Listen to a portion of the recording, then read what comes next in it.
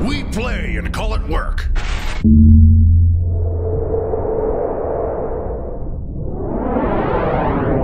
Hey folks, Janene from MiniWarGaming here with another how-to video for you. In this video, we are going to do another step on this Kharn the Betrayer mini, and we are going to do a glowing green effect on the eyes. As always, if you have suggestions for something you'd like to see in a future how-to video, please leave them down below in the comments. Now this is one of the last steps for this mini. We're going to do the glowing green effect on the eye lenses in the helmet, as well as the glowing eyes in the skull on his belt. We are going to begin with the color Warpstone Glow. We're going to mix it with some Lamy and Medium, and we are going to do that with all of our colors. And we are going into the eye socket with this color. I'm using a small detail brush. I'm kind of going at it a little bit sideways and really trying to weasel my brush in there and paint the entire socketed area. With this color, it's also okay if I paint a little bit over. I want the glow to seem like it's emanating a little bit, so a little bit of overpaint is going to be all right in this area, and I can always touch it up later. A lot of times when I'm painting eyes, I kind of accept a little bit of touch-up is going to be necessary on the cheekbones, and that's fine. It's more important for me to get a really nice, even eye, and then I can do the areas that are easier to paint later. Our next color is going to be Moot Green. This color is going to be doing the heavy lifting on our glowing green look.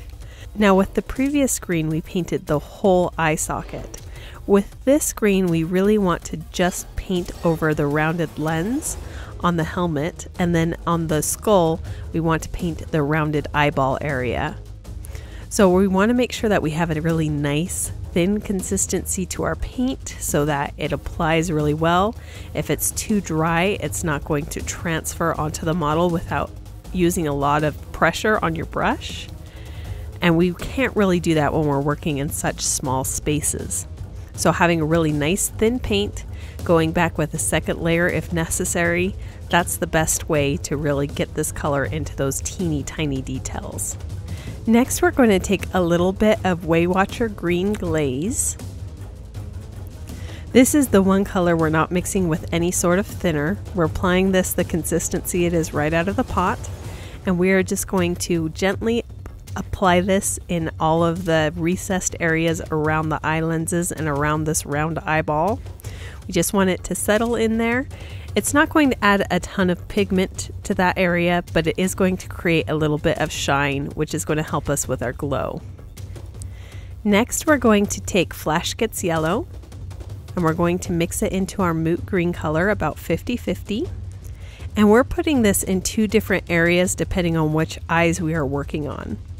On the lenses on the helmet, we're going to apply this to the outer edge, right at the peripheral vision of the helmet, just because we want that outside edge to have a gleam.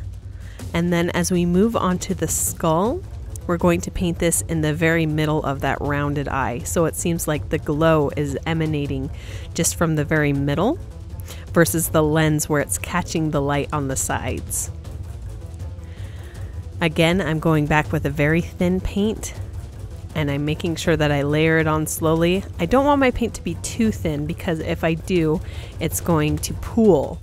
But if I have it just the right consistency, just thin enough so that it applies a little bit of pigment, I have more control. I can go back and layer up the color and create the brightness that I want. Now I'm going to go back with pure Flash Gets Yellow. And I'm just applying a very tiny dot in the very middle of these eyes on the skull and the very outer edge on the lenses of the helmet. I'm going to apply a very small dot. I just want a little hint of very bright color. And I'm going to let it dry, and then I'm going to go back and add a second dot in the same area just to make sure that it's extra bright. All right, now I'm going to touch up the area outside where I got any slops. I'm using my previous color. In this case, it's going to be Liberator Gold. And I'm just going to clean up the very edge on the cheekbones, make sure that's nice and straight and clean. And then after just that little bit of cleanup, the eyes on this Kharn the Betrayer mini are complete. Thank you so much for watching.